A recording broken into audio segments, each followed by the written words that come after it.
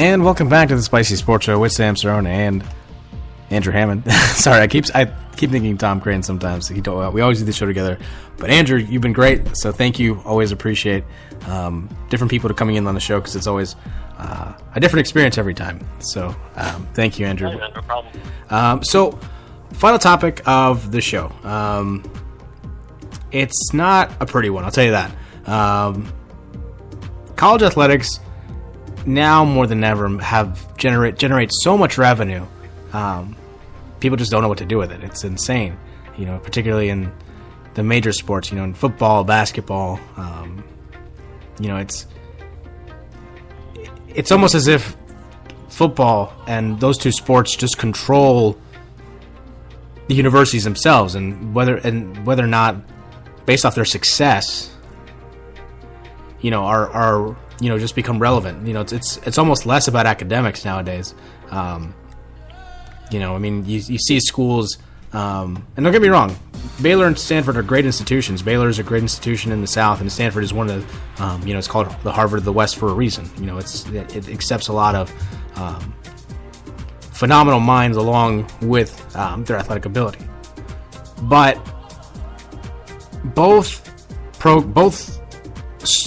universities have been in the news for not good reasons, and if you've been living under a rock the last week, obviously, or the last month or so, or a couple of months, Baylor's had their scandal where several football players were accused of sexual assault, but the university tried to cover it up, and it seemed that they did not acknowledge these issues because of the fact of how well the football team was doing and had taken football precedent over the issues of these women.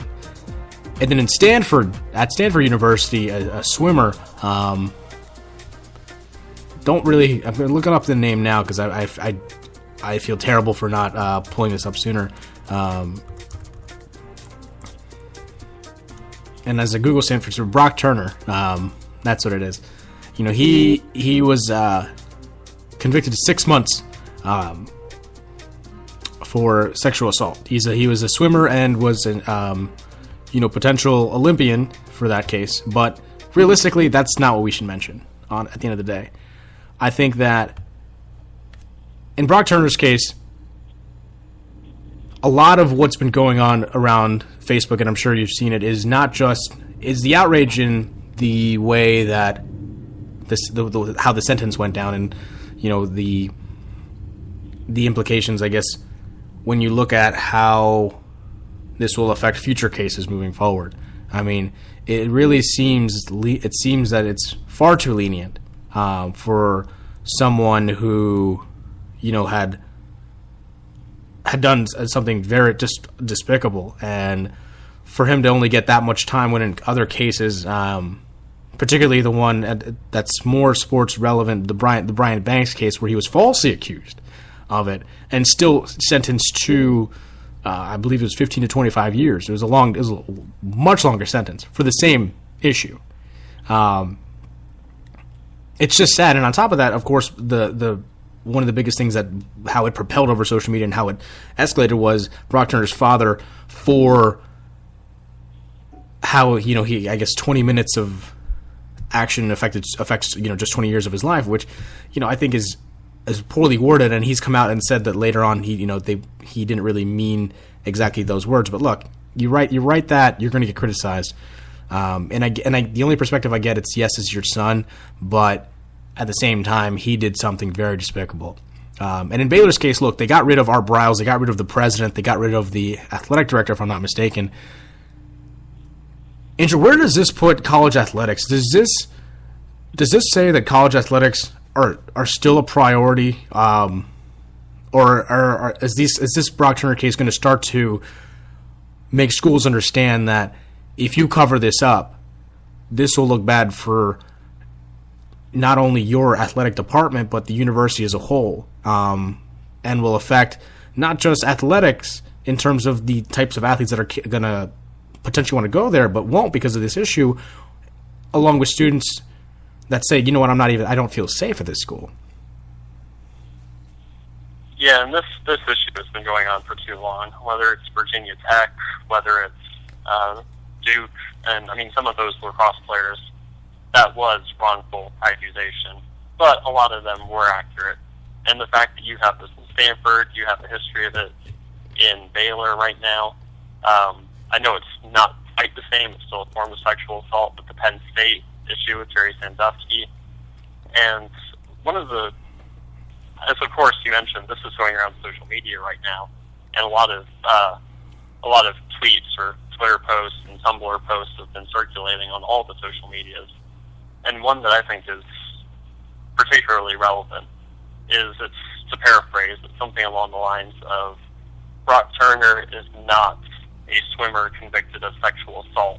He is a sexual assaulter or rapist who can swim. These people are being defined by their athletics. And it's in part because of the importance that the universities are placing on athletics. When it comes to Baylor, we, as far as people who paid attention to major sports outlets, all we saw with Baylor was the fact that Art Briles was winning a lot of games. It's the same thing we saw with Penn State. We saw Penn State was winning a lot of games. And it goes to the deeper issue of, we have to figure out what exactly is going on, and more importantly, how do we stop this from happening? Now, I was telling Sam during one of the breaks that I'm a teacher, and I also studied psychology a lot. And punishment is not the best way to change behavior. The best way is to reinforce desired behaviors. So that would be giving benefits or something to these schools that have shown a good history with sexual assault, or lack thereof in this case. And it's the fact that with private donors and colleges, and a lot of colleges being private universities, it's really hard to reinforce desired behavior. It's much easier to punish. In psychology, we learn punishment isn't the most effective way to change behavior.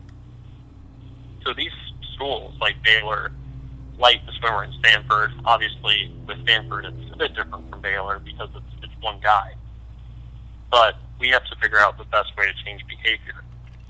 And another thing you mentioned with the letter, it's with people who are very over-emotional, as Brock Turner's father was, you can't really apply logic to their arguments or their sentiments, because, I mean, they're coming from an emotional place. It's very hard to combat that with logic. But the quote, the 20 minutes of action, my son's being punished for 6 months for 20 minutes of action. 3 things. 1, that is a horrible way to phrase that, as you mentioned before. 2, people get much worse punishment for actions that take a lot less time. I mean, when you think of murder can take place within 5 seconds, even less, just depending on how quickly you can pull a trigger. And 3rd is, I believe, I don't know if this is accurate, but I heard that the defense attorney, Brock Turner's lawyer, was hoping that Brock Turner would only get 6 years. He got 6 months. And the defense attorney, who you would assume is pretty good because Brock Turner comes from a middle class or higher family. So you'd assume the attorney is pretty good, and even he thought that he was going to get 6 years. So this really goes to the issue of the judge. This goes to the issue of power that colleges have, and so forth. Yeah, no, I completely agree with you. I think, again, it's hard to, like I said, it's hard to judge the parents just because, again, you're coming from a really, really difficult place, where the whole country is against your son, but again, it's still your son.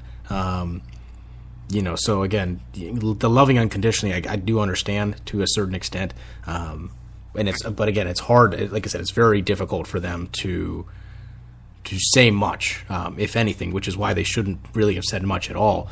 But putting, as you mentioned, as that thought for providing incentives, that's an interesting idea. I think that's something I haven't heard, because what we always thought, Andrew, when it comes to these big issues is, punishment. Like you saw with the Penn State, getting 4 years, but then, after a couple years of good behavior, that ban is gone. Almost like a death penalty, for something such as this to their program, and Baylor is going to go under a lot of going to be under a microscopic eye the next year or so.